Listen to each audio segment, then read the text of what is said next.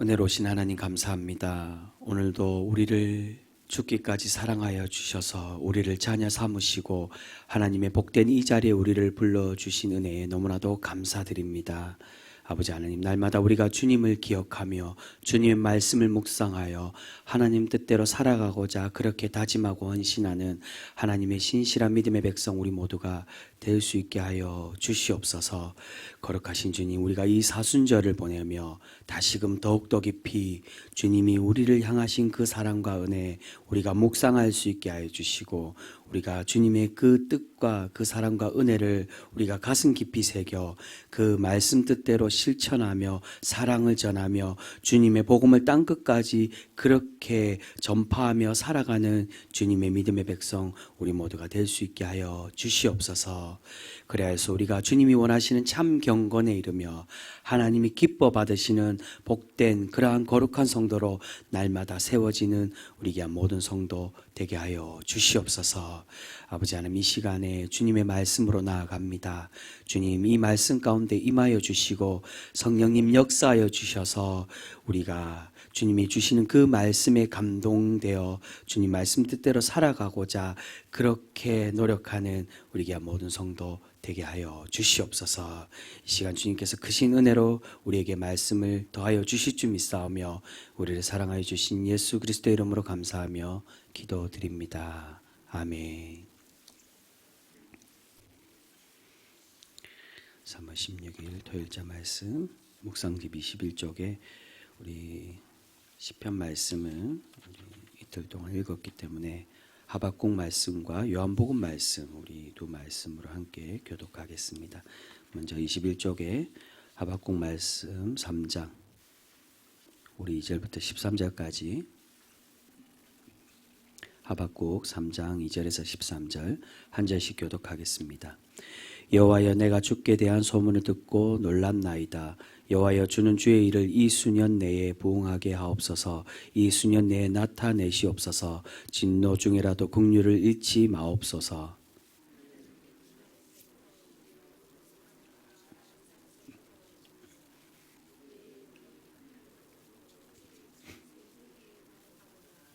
그의 강명이 햇빛 같고 광선이 그의 손에서 나오니 그의 권능이 그 속에 감추어졌도다.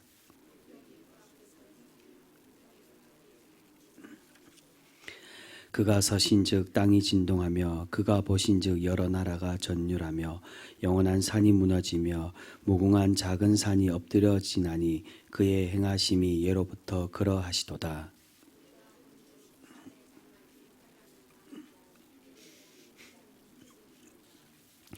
여호와여, 주께서 말을 타시며 구원의 병거를 모시오니 강들을 분이 여기심이니까 강들을 노여하심이니까 바다를 향하여 성내심이니까.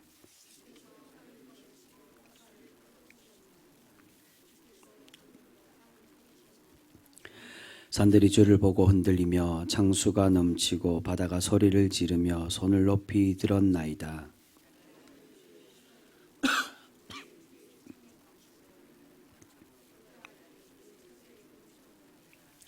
주께서 노를 바라사 땅을 두르셨으며 분을 내사 여러 나라를 밟으셨나이다.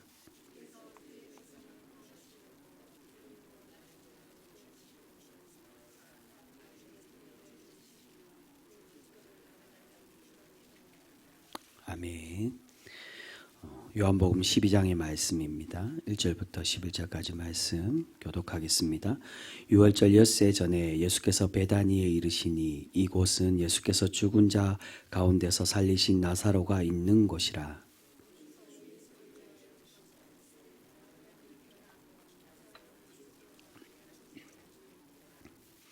마리아는 지극히 비싼 항유 곧 순전한 나드 한 근을 가져다가 예수의 발에 붓고 자기 머리털로 그의 발을 닦으니 향유 냄새가 집에 가득하더라.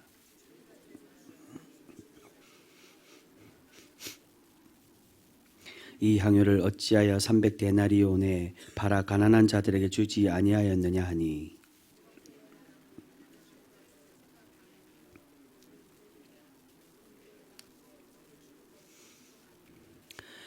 예수께서 이르시되 그를 가만히 두어 나의 장례할 날을 위하여 그것을 간직하게 하라.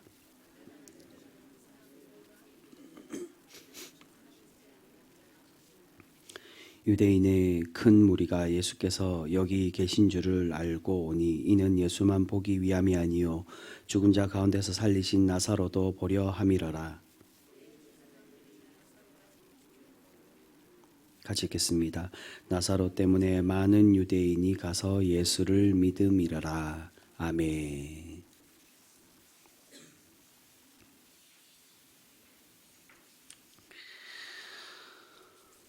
오늘 신약의 본문 말씀인 이 요한복음 12장의 말씀은 앞에 마태복음 26장과 마가복음 14장에 동일하게 나오는 그러한 본문의 말씀입니다.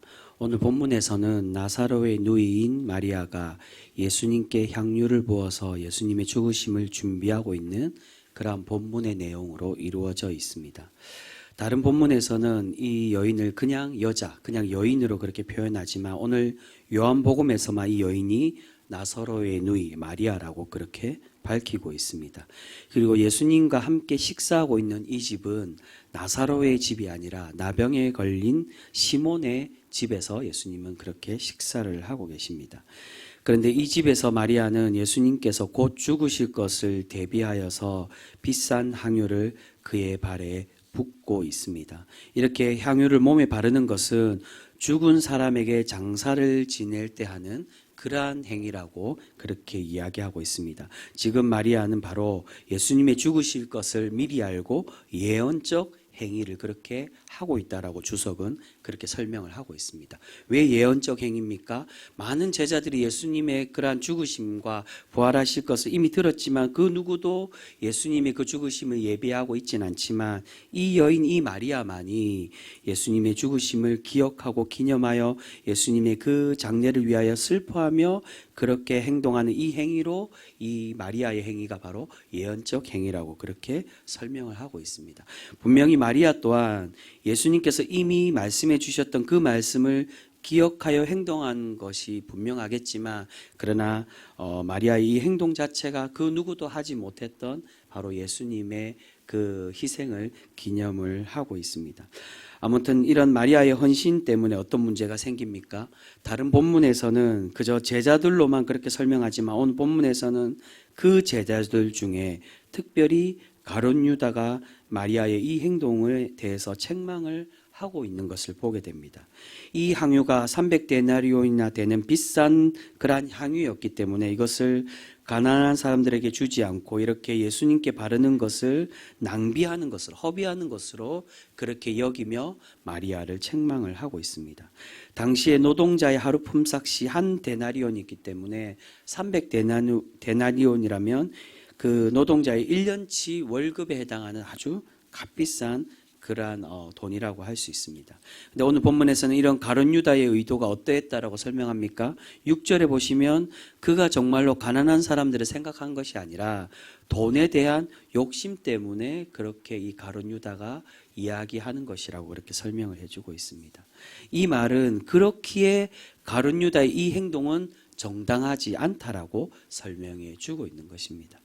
여러분, 그렇다면 오늘 본문으로 인해 우리가 신앙적인 의미에서 우리의 물질을 교회에 바치거나 목회자에 드리는 것이 정당한 것으로 여기는 그러한 본문으로 이 본문을 우리가 그렇게 생각할 수 있을까요? 여러분, 그렇지가 않다는 겁니다. 이전에 많은 설교가들이 이 본문을 가지고 목회자를 잘 섬기는 것이 하나님의 뜻이라고 설명하는 그러한 경우들이 있었습니다. 그런데 여러분, 우리가 기억해야 될 것은 목회자는 결코 예수님이 아닙니다. 마리아가 예수님께 향유를 부은 이유는 목회자를 잘 섬기는 의미와는 다른 의미입니다. 오늘 본문에서 우리가 오해할 수 있는 것은 예수님께서 마리아의 행동이 정당하고 그냥 내버려 두라고 말씀하시는 것이 이 가룟 유다가 지적하는 것처럼 가난한 사람들을 섬기는 것보다 더 이것이 우선시 되어야 되는 것을 그렇게 오해를 할 수가 있다는 겁니다. 이런 복음서의 여러 곳에 예수님은 천대받고 연약한 약자들을 돌보고 섬기는 것에 대해서 여러 번 강조하신 일이 있습니다. 그런데 여기서 가난한 자들보다 자신에게 향유를 붓는 것을 더 우선시 여기듯 말씀하시는 것이 가난한 자들을 섬기는 것이 필요 없다라고 말씀하시는 것이 결코 아님을 우리는 분명히 기억해야 됩니다. 지금 마리아의 이 행동하는 것은 가난한 자들을 섬기는 것보다 하나님의 그 독생자 아들이신 예수 그리스도를 섬기는 것, 그것이 더 중요하다, 그것을 말씀하고자 하는 것이 아니라 이 마리아의 행동으로 통해 이것을 복음의 의미와 연결해서 그렇게 설명을 해주고 계신다는 겁니다. 여러분, 지금 마리아는 무엇 때문에 예수님께 향유를 붓고 계십니까? 바로 예수님의 죽으심을 기념하고 기억하기 위해서 이 향유를 붓고 있습니다. 예수님의 죽으심을 예비하기 위해서. 그렇다면 여러분, 예수님은 왜 죽음을 향해 그렇게 달려가고 계십니까? 무엇 때문에 죽으신 것입니까? 바로 조금 전에 지적하고 있는 것처럼 가난하고 연약한 자들, 예수님의 구원과 위로가 필요한 이들을 위해서 예수님은 죽고 계시는 것입니다. 여러분, 예수님을 마리아의 향유 부음을 통하여 예수님은 이 향유 부음이 예수님의 구원 사역과 연결을 해서 그렇게 설명을 해주고 계신다는 겁니다. 우리를 위해, 그렇게 제자들이 걱정하는 약자들을 위해 예수님께서는 죽으셨는데 그것을 상징하고 기념하는 향유 부음은 우리가 잊지 말고 이것을 기억하며 살아가야 되기 때문에 우리에게 이것을 강조하며 말씀해 주고 있다는 것입니다. 그래서 이것을 인해 제자들이 무엇을 하기를 원하십니까?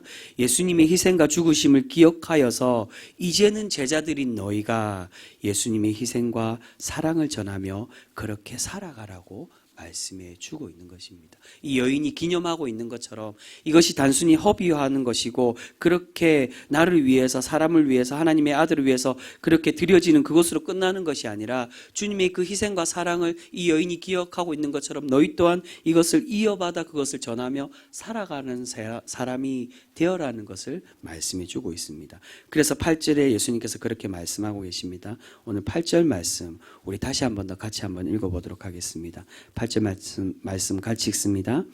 가난한 자들은 항상 너희와 함께 있거니와 나는 항상 잊지 아니하리라 하시니라. 여러분, 주님의 사랑을 직접 배운 제자들이 이제는 주님의 그 죽으심을 기억하여서 그 사랑과 희생을 전하고 실천하라고 그렇게 권면하고 계시는 것입니다. 항상 너희와 함께 있다라고. 그렇게 그 사랑을 이제는 너희가 함께 옆에 있으며 위로하고 사랑을 전하며 살아가라고 말씀해 주고 있습니다. 사랑하는 성도 여러분, 기독교는 가만히 앉아서 기도하는 종교가 결코 아닙니다. 기도하기 때문에 기독교가 아닙니다. 전에도 말씀드렸죠. 기독교는 그리스도교가 이 한문어로 줄여져서 키토교, 기독교라고 그렇게 발음하는 겁니다. 기독교는 말씀을 실천하고 전하는 종교가 바로 기독교입니다. 우리가 오해하는 사도 바울도 믿음으로 이루어진다라고 가르치지만 그 믿음을 마음에 두고만 있지 않고 사도 바울은 믿음의 사람으로서 살아가려고 노력하고 사랑을 실천하며 살아갔던 사람이 바로 사도 바울이었습니다. 여러분, 우리가 잘 알고 있는 대로 사도 바울이 예루살렘에 기근이 생겼을 때 그 어려움을 겪던 성도들을 위해 여러 교회에 받았던 연보를 예루살렘에 방문하여서 그것을 가지고 갔던 일이 있었습니다. 그런데 그 방문이 어떤 방문으로 결국 끝납니까? 바로 자신이 그 예루살렘에 유대인들에게 잡혀서 고초를 겪는, 결국 로마 감옥에까지 압송이 되는 그러한 결과가 낳게 되었습니다. 그런데 여러분, 사도 바울이 자신이 잡힐 것을 전혀 모르고 그렇게 이 예루살렘에 방문했습니까? 그렇지 않고 자신이 여러 예언들과 하나님의 성령의 그 말씀으로 예루살렘에 올라가면 자신이 잡힐 것을 이미 알고 고초를 당할 것을 이미 알고도 그 예루살렘을 방문하는 것을 볼 수 있습니다.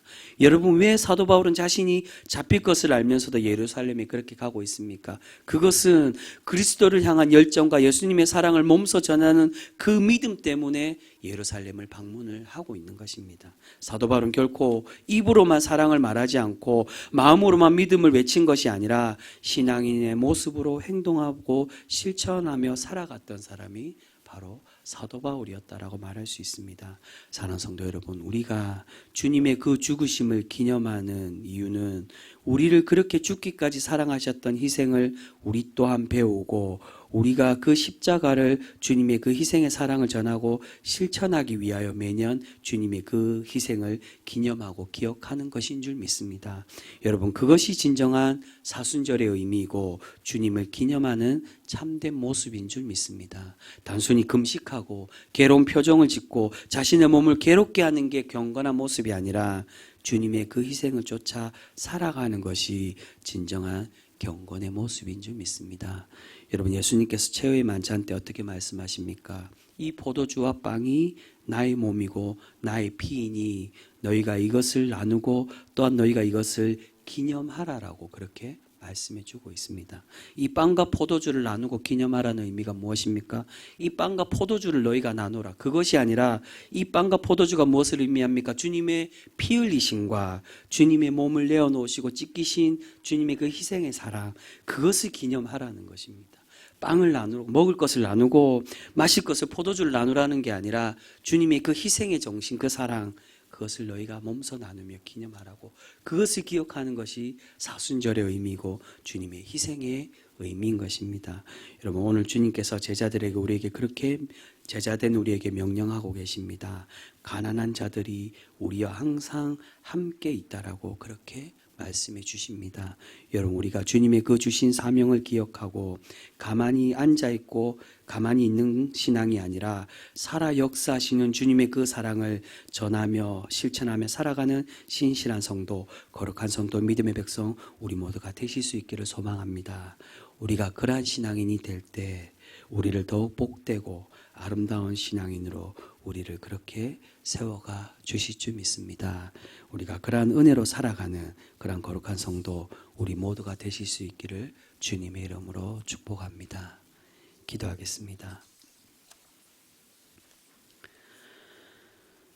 거룩하신 하나님, 감사합니다. 오늘 말씀 가운데 주님의 그 희생과 사랑을 기념하였던 이 마리아에게 정말 주님이 이것을 너희가 기억하고 이제는 너희가 나아가, 나는 항상 잊지 못하지만 너희가 그 가난한 자들과 항상 있기를 바라며 그들에게 주님의 이 사랑을 전하길 바라시며 우리에게 그렇게 말씀해 주고 계시는 줄 믿습니다. 사랑해 주님, 우리를 죽기까지 사랑하여 주신 주님의 그 희생과 사랑을 우리가 마음속 깊이 새겨서 이제 그것을 나만 받는 것이 아니라 값없이 받았으니 우리 또한 값없이 나누며 살아가는 그러한 거룩한 믿음의 백성 우리 모두가 될 수 있게 하여 주시옵소서.